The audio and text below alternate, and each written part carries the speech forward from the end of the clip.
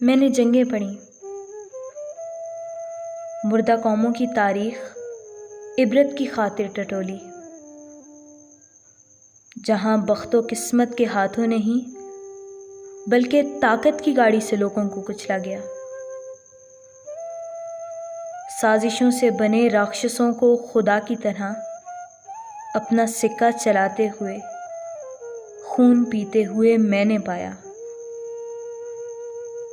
اور انصاف کو ان درختوں سے بدتر غام آلود دیکھا کہ جنہیں سب کچھ ملا ہو سوائے پھلوں کے۔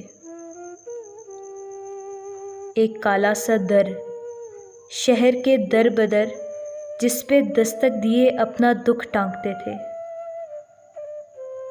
وہاں بھی گئی، سب قواعد کو جانچا، کتابیں ٹٹولی، اس کے بارے میں جو کچھ سنا تھا وہ سب سچ ہوا۔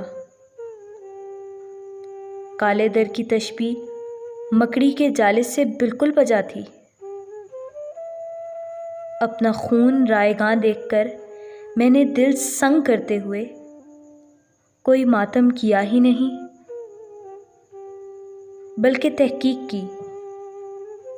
بم دھماکوں سے گرتی ان چھتوں تلے جتنی آنکھیں بند پڑی تھیں، نہ میں نے کبھی ان کا سوچا، نہ ان میں دبے خواب مجھ کو ستانے لگے۔